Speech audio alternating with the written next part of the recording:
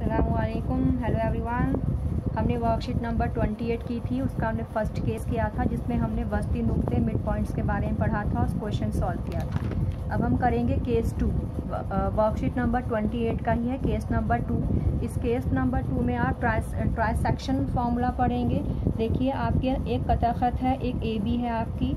Suppose कर लीजिए ये ए बी लाइन है, कोई भी एक लाइन है ए बी, और जो वस्ती नुक्ते थे इसमें जो थे इसमें एक लाइन को दो बराबर पार्ट्स में डिवाइड किया जा रहा था।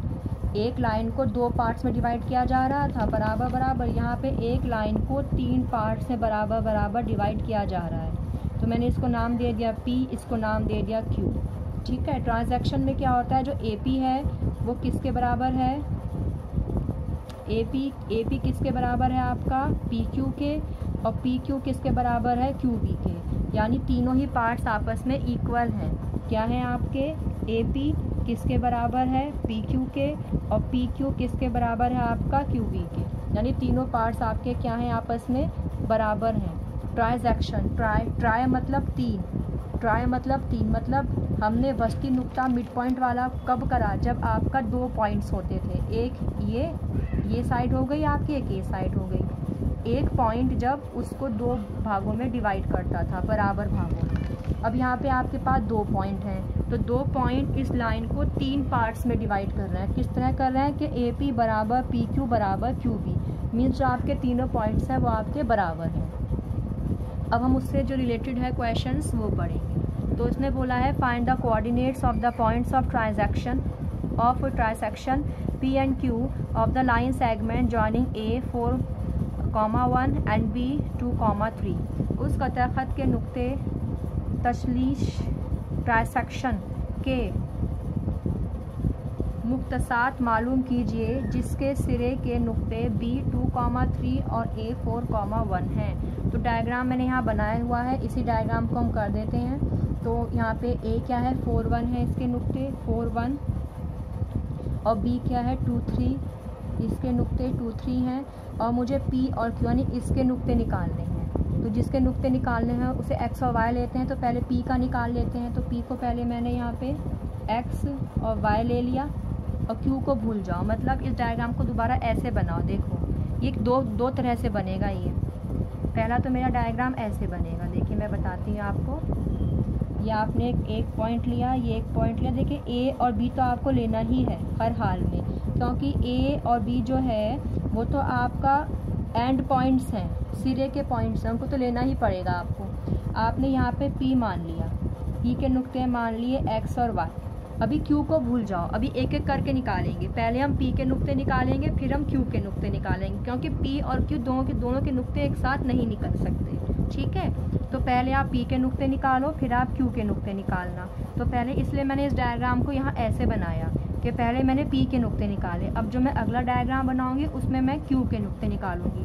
तो जिसके नुक्ते निकालना है उसी को दिखाना है। मुझे यहाँ पे P के नुक्ते निकालने, मैं यहाँ P ही दिखाऊंगी इस डायग्राम में, Q को नहीं दिखाऊंगी। ठीक है। और इस डायग्राम से आपको ये क्लियर हुआ कि जो AP है और जो PQ है और जो QB है तीनों बराबर हिस्से में है, यानी 1:1:1, तीनों 1:1:1 में है। किस तरह है देखो, 1:1:1 इस तरह है ना, ये 1:1:1 है ना। तो देखो A और P के बीच का रेशो कितना है 1, यानी कि 1। और P और B के बीच का रेशो कितना है 1+1 यानी कि 2। समझ में आया। देखिए सबसे पहले तो आप ना इस लाइन को कितने इक्वल पार्ट्स में डिवाइड किया गया है वो समझ लो। इस लाइन को 3 इक्वल पार्ट्स में डिवाइड किया गया है।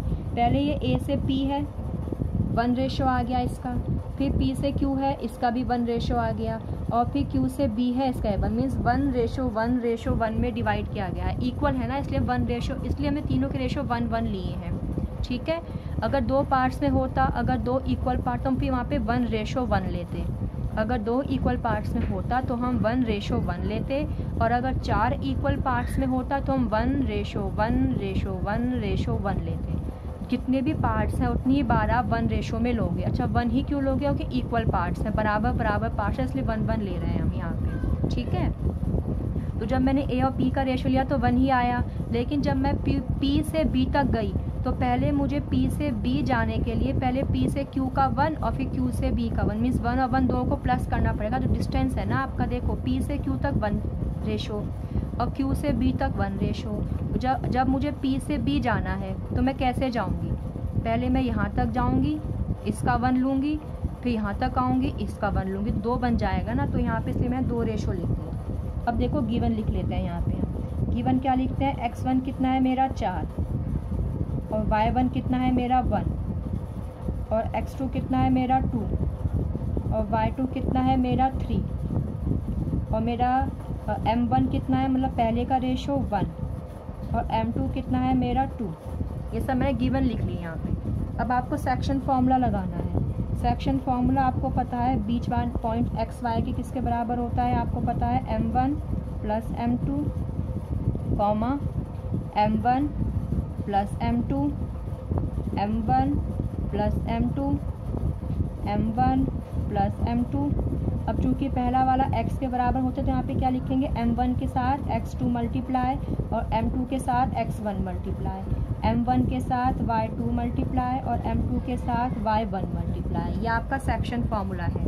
हमने यहाँ पे मिड पॉइंट फार्मूला, वस्ती नुक्ते का फार्मूला इसलिए नहीं लगाया क्योंकि यहाँ पे मिड पॉइंट नहीं है। जो पी पॉइंट है ना, ये ए बी को 2 बराबर भागों में तकसीम नहीं कर रहा है, क्योंकि अगर तकसीम करता तो यहाँ पे 1:1 आता है, यहाँ पे 1:2 है।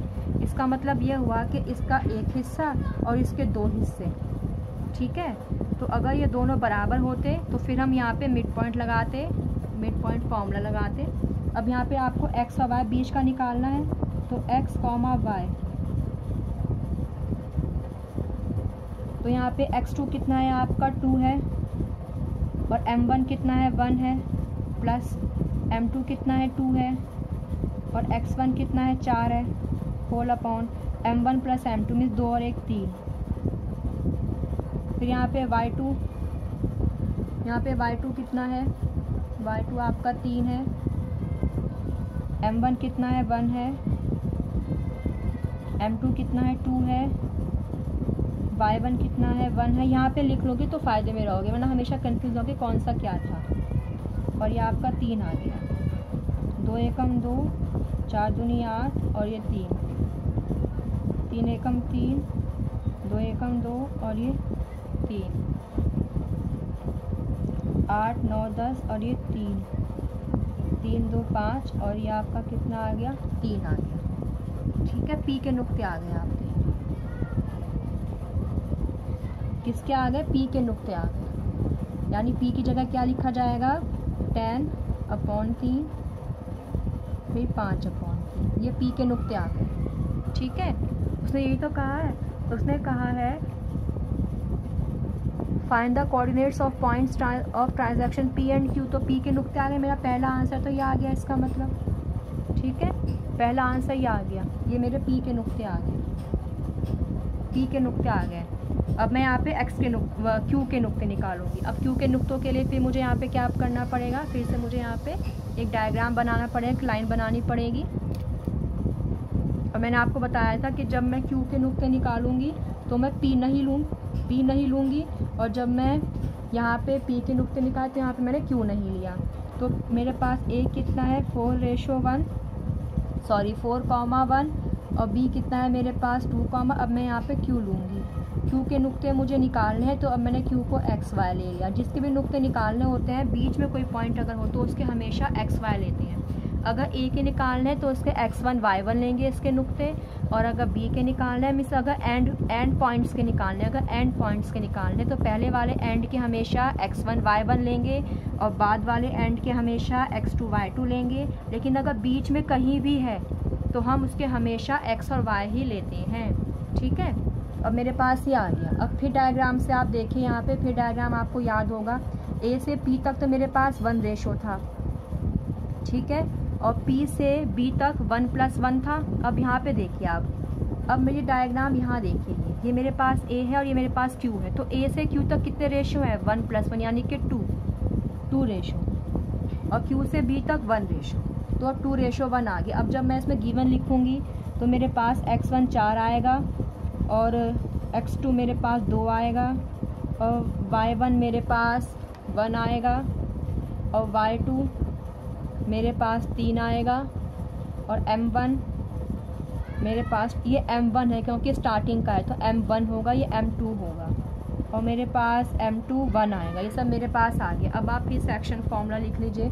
सेक्शन फार्मूला Q x और y, आपको पता है सेक्शन फार्मूला क्या होता है, m1 प्लस m2 और ये ऊपर भी m1 प्लस m2, फिर कॉमा आ गया आपका यहाँ पे, फिर ऊपर भी m1 प्लस m2 और नीचे भी m1 प्लस m2। पहले वाला x होता है तो m1 को x2 से मल्टीप्लाई और m2 को x1 से मल्टीप्लाई, और ये वाला बाद वाला y होता है तो m1 को y2 से मल्टीप्लाई और m2 को y1 से मल्टीप्लाई, और इसको बॉक्स में कर दीजिए। अब बस आपको वैल्यू रखनी है। वैल्यूज़ मैंने साइड में यहाँ पे लिख दी हैं ताकि आपको कन्फ्यूज़न ना हो। यहाँ से वैल्यू लीजिए और रखते जाइए, ठीक है। तो मेरा q x y जो है मेरा क्या होगा यहाँ पे, अब आप यहाँ पे इसकी वैल्यूज़ रख लीजिए। तो मेरे पास यहाँ पे x2 है, x2 की वैल्यू 2 आएगी, मल्टीप्लाई m1 की वैल्यू 2 है मेरे पास, प्लस m2 की वैल्यू 1 है, मल्टीप्लाई x1 की वैल्यू 4 है और m1 प्लस m2 मतलब m1 प्लस m2 मतलब 2 प्लस 1। यहाँ पे 1 प्लस 2 था, यहाँ पे 2 प्लस 1 है। बात वही है, 3 ही आएगा, लेकिन इसका भी असर पड़ता है कि आप 2 में 1 प्लस कर रहे हो या 1 में 2 प्लस कर रहे हो। ये मत सोचो कि मैम 3 ही तरह को, तो नहीं, बहुत असर पड़ता है, बहुत फ़र्क पड़ता है इस बात से कि आप किस में क्या प्लस कर रहे हो, ठीक है। जवाब पे मत जाओ। m1 मेरे पास इस बार 2 है और यहाँ पे मेरे पास 1 था m1। अब यहाँ पे कॉमा आएगा, यहाँ पे फिर 2 प्लस 1 लिख देती हूँ और y2 कितना है, यहाँ पे 3 है और m1 कितना है, मल्टीप्लाई 2 और m2 कितना है, मेरे पास 1 है और मल्टीप्लाई 1, y1 मेरे पास 1 है और m2 1 है। अब जब मैं इसको सॉल्व करूँगी तो 2 दूनी 4 और 4 एकम 4 और 2 और 1 3, फिर 3 दूनी 6, 1 एकम 1 सॉरी प्लस आएगा और 2 एकम 2 प्लस 1 3, ठीक है। तो मेरे पास q कॉमा एक्स वाई के नुक्ते क्या बनेंगे, 4 4 8 अपॉन 3 कॉमा 6 और 1 7 अपॉन 3, ठीक है। तो इसमें आंसर में क्या लिखोगे आप कि जो p के नुक्ते, p x y के नुक्ते क्या बने मेरे पास, 10 अपॉन 3 कॉमा 5 अपॉन 3 और यहाँ पे q के नुक्ते क्या बने, 8 अपॉन 3 कॉमा 7 अपॉन 3। ये पूरा आपका जवाब है क्योंकि दोनों के नुक्ते मांगे उसने। ये क्वेश्चन बहुत ज़्यादा इम्पॉर्टेंट है, बहुत ज़्यादा इम्पॉर्टेंट, इसको समझ लीजिए अच्छी तरीके से। रेशो में दिक्कत करते हैं बच्चे, अगर आप ले रहे हो पहले वाला नंबर तो 1:2 आएगा, अगर ले रहे हो बाद का नंबर तो 2:1 आएगा। इसको कर लीजिए, फिर मैं नेक्स्ट वीडियो में आपको केस नंबर 3 कराऊँगी।